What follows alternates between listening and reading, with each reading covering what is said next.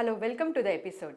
జనరల్గా మనం ఎంత ఇంటెలిజెంట్ అయినా అలానే ఎంత హార్డ్ వర్క్ చేసి మనం సంపాదించినా బిజినెస్లో పెట్టినా లేకపోతే జాబ్ చేసి మనీ ఎర్న్ చేసినా కూడా ఎండ్ ఆఫ్ ద డే మనం ఎంత మనీ సేవ్ చేస్తున్నాము అది ఎలాంటి దాంట్లో ఇన్వెస్ట్ చేసి వెల్త్ క్రియేట్ చేసుకుంటున్నాం అనేది ఇంపార్టెంట్.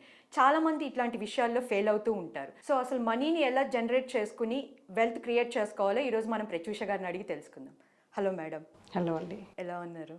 Yeah fine. మనం జనరల్గా ఏంటంటే ఇప్పుడు యూత్ ఉన్నారు, లైక్ న్యూలీ మ్యారీడ్ కపుల్ తీసుకోండి లేకపోతే స్టూడెంట్స్ నుంచే వాళ్ళకి డబ్బులు సంపాదిస్తారు, హార్డ్ వర్క్ చేస్తూ బిజినెస్ చేస్తూ ఎట్లాగో సంపాదిస్తారు.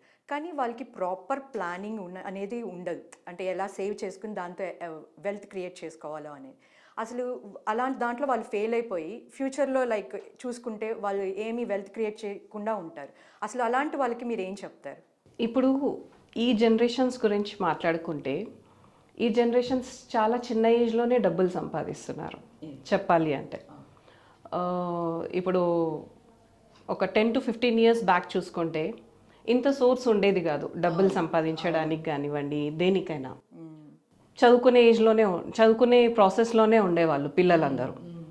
ఇప్పుడు ఏంటంటే చాలా ఇంటెలిజెంట్ అయిపోయారు పిల్లలు కూడా, అండ్ ఎక్స్పోజర్ చాలా ఎక్కువ ఉంది.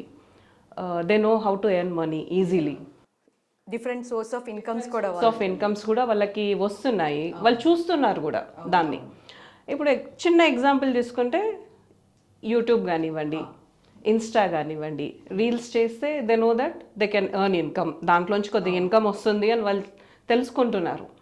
అండ్ ఏంటి అంటే వాళ్ళు దాంట్లో ఇంట్రెస్ట్ కూడా చూపిస్తున్నారు, వాళ్ళ కొందరు వాళ్ళ టాలెంట్స్ని కూడా బయట పెడుతున్నారు దానివల్ల. అండ్ ఇంకా కొందరు పిల్లలు చాలా మెచ్యూర్డ్గా ఉన్న పిల్లలైతే, చాలా ఇంటెలిజెంట్ ఉన్న పిల్లలైతే యాప్స్ క్రియేట్ చేస్తున్నారు. వాళ్ళ యాప్స్ని వాళ్ళు కంపెనీస్కి అమ్మేసుకొని కూడా వాళ్ళు డబ్బులు ఎర్న్ చేస్తున్నారు, చూసాం మనము. చాలా కొద్దిమందే, నాట్ 100%లో ఒక 1-2% మాత్రమే మనం చూస్తాము. కాకపోతే వాళ్ళు కూడా ఎర్న్ చేస్తున్నారు. అండ్ ఇప్పుడు చూసుకుంటే జాబ్ సోర్సెస్ అనేవి కూడా చాలా చిన్న ఏజ్ నుండే వస్తున్నాయి. కాకపోతే ఏమైపోతుంది అని అంటే మన ఇండియన్ సిస్టంలో మెయిన్గా మనకు మనీని ఎలా హ్యాండిల్ చేయాలి అనేది మన ఫ్యామిలీలో నేర్పించరు. And not only in family, మనకి స్కూల్స్లో కూడా నేర్పించరు. మనీ మన చేతిలోకి వస్తే మనం దాన్ని ఎలా హ్యాండిల్ చేయాలి అనేది. ప్రతిసారి పిల్లల్ని మనం మనీ నుంచి దూరంగా ఉంచడానికి ట్రై చేస్తాము. మన ఫ్యామిలీ పొజిషన్ వాళ్ళకి మనీ ఇచ్చి ఇది హ్యాండిల్ చేయండి అనేది కూడా చిన్నప్పటి నుంచి అసలు నేర్పించము వాళ్ళకి. అండ్ మహా అంటే ఒక 100 రూపీస్ వాళ్ళకి ఇచ్చి షాప్కి వెళ్ళి ఈ సరుకులు తీసుకొని ఎంత అవుతుందో బిల్ చూసుకొని మిగతాది తీసుకురండి ఇంటికి అని చెప్తాం, అంతే తప్ప అంతకు మించి సపోజ్ వాళ్ళు ఒక పాకెట్ మనీ వాళ్ళు జమ చేసుకుంటారు, పిగ్గీ బ్యాంక్స్ ఉంటాయి వాళ్ళకి. దాంట్లో సపోజ్ వాళ్ళు ఒక 2,000 to 3,000 జమ చేశారనుకోండి, దాన్ని ఎలా హ్యాండిల్ చేయాలి అనేది అది హ్యూజ్ మనీ, వాళ్ళ ఏజ్కి అది హ్యూజ్ మనీ. అది ఎలా హ్యాండిల్ చేయాలి అనేది వాళ్ళకి నేర్పియట్లేదు పేరెంట్స్ అనేవాళ్ళు. సో తొందరగా డబ్బులు చేతిలోకి వచ్చేసరికి వాళ్ళు రాంగ్ వేలో వెళ్ళిపోతున్నారు. వాళ్ళకి రైట్ వేలో వాటిని ఎలా ఇన్వెస్ట్మెంట్ చేసుకోవాలి అన్నది తెలియట్లేదు. అండ్ వాళ్ళు లగ్జరీకి అలవాటు పడిపోతున్నారు. సో ఇప్పుడు చూసుకుంటే మెయిన్గా జాబ్ స్టార్ట్ చేశారు అనుకుందాం, కెరియర్ స్టార్ట్ చేశారు వాళ్ళది రీసెంట్గా. కెరియర్ స్టార్ట్ చేసిన 1 yearకి దే ఆర్ గోయింగ్ ఫర్ లోన్స్కి వెళ్ళిపోతారు ఫస్ట్. అయితే హోమ్ లోన్కి వెళ్ళిపోతారు, అయితే కార్ లోన్స్కి వెళ్ళిపోతారు.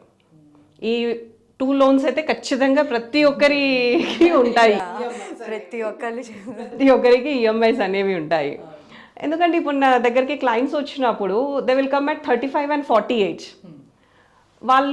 వాళ్ళతో డిస్కస్ చేస్తుంటే, కానీ యంగ్ వాళ్ళు మాత్రం అసలు ఒక ప్లాన్ చేసుకుందామని ఫైనాన్షియల్ అడ్వైజ్ మాత్రం తీసుకోరు అసలు.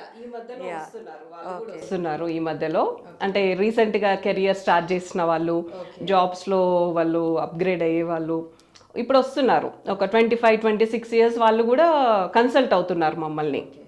కాకపోతే ఇన్ని రోజులు మాత్రం 35-40 మెజారిటీ వాళ్ళు ఉంటారు. సో అవేర్నెస్ పెరిగింది అనుకోవచ్చు. అవేర్నెస్ పెరిగింది అనుకోవచ్చు, చాలానే పెరిగింది. కాకపోతే ఇంకా పెరగాల్సింది ఉంది ఇంకా. సో వాళ్ళు ఏం చెప్తారు అంటే 30 లోపు వాళ్ళ ఈఎంఐస్ అన్నీ జరుగుతున్నాయి కాబట్టి వాళ్ళు ఇన్వెస్ట్మెంట్ చేయలేకపోయాము అని చెప్పేసి. అండ్ ఇప్పుడు 35-40కి వచ్చేసరికి వాళ్ళకి అన్ని బాధ్యతలు వచ్చేసాయి. పిల్లల ఎడ్యుకేషన్, హయ్యర్ ఎడ్యుకేషన్స్ కానివ్వండి, అండ్ పిల్లల గోల్స్, వాళ్ళ రిటైర్మెంట్స్ గురించి ఆలోచించడం అప్పుడు స్టార్ట్ చేస్తున్నారు వాళ్ళు. అప్పటికి ఒక 15 years వాళ్ళ కెరియర్, వాళ్ళ సంపాదించే ఏజ్ అంతా అయిపోతుంది. చాలా మెజారిటీ టైం అయిపోయింది వాళ్ళది.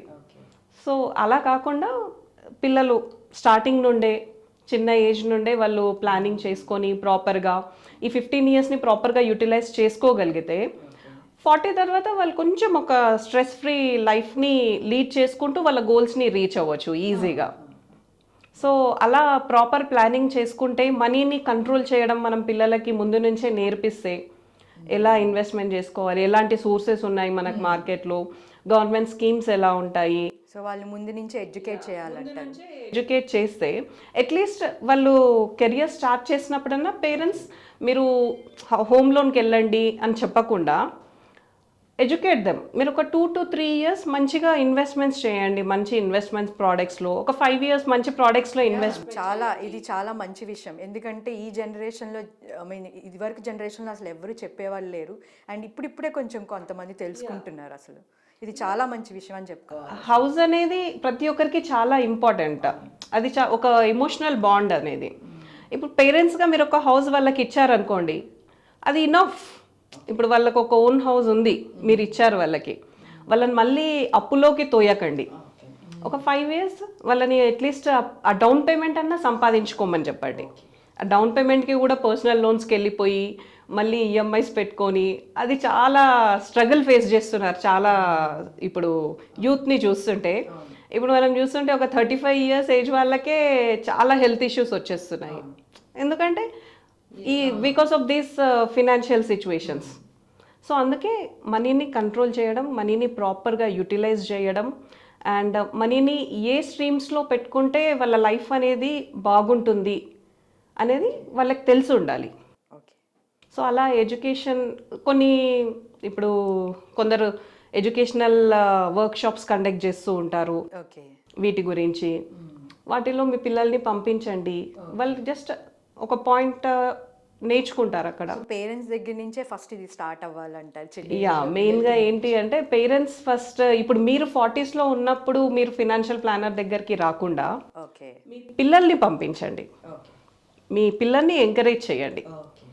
ఇలా మేము తప్పు చేసాం మా లైఫ్లో, మీరు అలా చేయకండి, మీరు వెళ్ళి మీరు నేర్చుకొని ఆ తర్వాత 30-35 ఆ టైంలో మంచి వెల్త్ క్రియేట్. 25 to 35 అంటే 10 years టైం ఉంటుంది వాళ్ళకి. వాళ్ళ కెరియర్ స్టార్ట్ అయిన తర్వాత చాలా మంచి వెల్త్ క్రియేట్ చేసుకోవచ్చు.